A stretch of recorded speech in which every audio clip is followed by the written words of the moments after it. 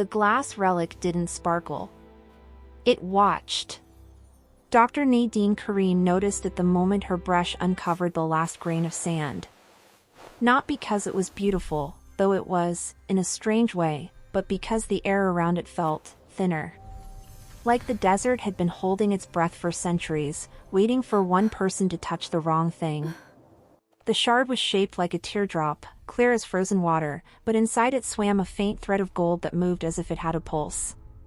Nadine had seen ancient glass before. Roman beads. Egyptian perfume flasks.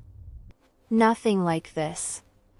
Her team cheered behind her, celebrating the find. Cameras clicked. Someone called for the registrar. Nadine didn't cheer.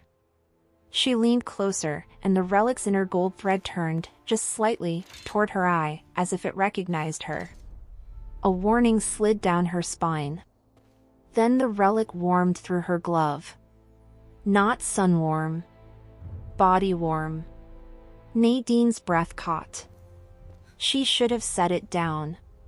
Logged it. Sealed it. Instead, because archaeologists were built from equal parts caution and curiosity, she whispered, "What are you?" The relic answered by singing. No sound in her ears, but a vibration in her teeth and bones. The golden thread inside it brightened, twisting into a spiral. Nadine's vision blurred at the edges. The desert, the tent, the team, everything stretched like wet paint dragged across glass. And then the world snapped.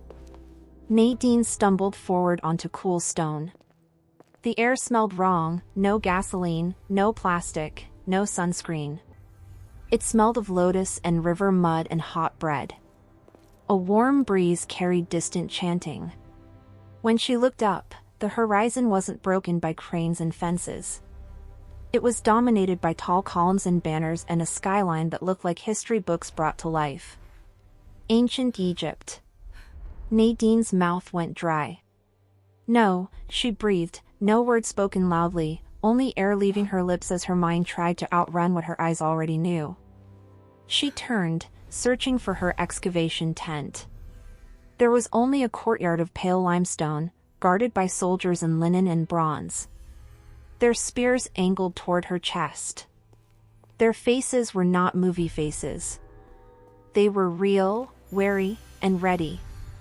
A figure stepped from the shade like the sun had learned to walk. A woman in a white gold gown, her posture flawless, her eyes sharp enough to cut. She wore a diadem shaped like wings, and her presence made the air feel heavier, like gravity itself respected her. Queen Cleopatra. Nadine's legs nearly folded. Every part of her education screamed, "Be careful. One wrong move and you become a footnote." Cleopatra studied Nadine's strange clothes, her dust-streaked boots, her modern braid, the panic she was trying to hide. Then Cleopatra's lips curved, not a smile, not quite. "Tell me," Cleopatra said in a voice Nadine felt more than heard, "are you a messenger, or a miracle?" Nadine's brain raced. If she lied badly, she died. If she told the truth, she died differently. So she did the only thing she could do, she offered value. "I know your river is afraid," Nadine said carefully. "And your enemies are closer than your friends." The soldiers shifted. Cleopatra's eyes narrowed, interest sparked. Nadine swallowed hard and stepped into the dangerous space between silence and prophecy. "The Nile," Nadine continued, "doesn't always flood when it should. When it fails, people starve. Your court will panic, and men who fear hunger will blame you." A hush thickened. Cleopatra descended the steps slowly, each movement measured like strategy. "How would you know this?" she asked, eyes pinning Nadine in place. Nadine's gaze flicked toward the palace walls, toward the banners, toward the faces watching. She couldn't say future. Not yet. "I study patterns," Nadine said. "I study what rulers do when the world tests them." Cleopatra circled her like a hawk, deciding if a smaller bird was prey or a tool. And what does a ruler do? Nadine looked at Cleopatra's hands, steady hands, not jeweled claws. She saw the truth beneath the glamour. This woman wasn't only surviving. She was calculating. Carrying a kingdom on her spine. A ruler, Nadine said softly, feeds people first. Then makes them feel seen. Then makes them believe tomorrow is real. The words landed like a coin on stone. Cleopatra paused, and for the first time, something like warmth touched her gaze. Not trust. Not kindness. Recognition. You speak like someone who has watched kingdoms fall, Cleopatra said. Nadine's heart thudded. Because I have. In books. In museums. In the way history turns people into lessons. Cleopatra motioned, and the soldiers lowered their spears by half an inch. You will stay, Cleopatra said. If you are useful. Useful meant alive. Nadine exhaled shakily, and only then noticed the glass relic still in her hand, somehow. It was no longer a teardrop shard. It had become a thin pendant, hanging on a thread that hadn't been there before, warm against her skin like a living thing. Cleopatra's eyes flicked to it, fast as a blink. For a fraction of a second, the queen's expression changed. Not curiosity. Fear. Cleopatra turned sharply to a servant. A quiet gesture. A silent command. The servant vanished.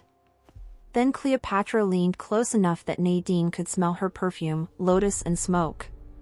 Do not show that charm to anyone, Cleopatra murmured, voice low as a threat wrapped in mercy. Some objects do not belong to time. They belong to power. Nadine's throat tightened. You know what it is?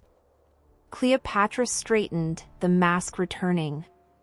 I know what it does to people who want control. Nadine's pulse hammered. The relic had brought her here, but Cleopatra knew it well enough to fear it.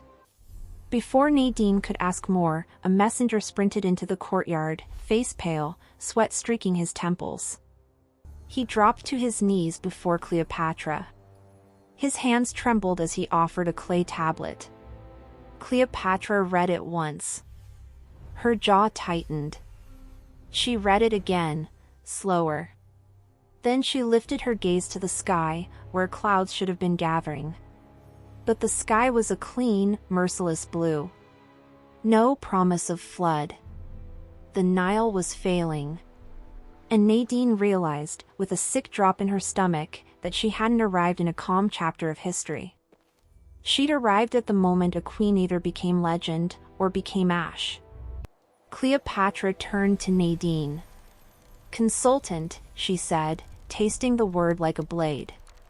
If you truly see patterns, then tell me how to save a kingdom from thirst. Nadine's relic warmed against her chest, pulsing once like a countdown. And Nadine understood the terrifying truth.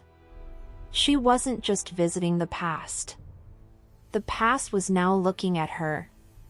And waiting for her to choose what tomorrow would be.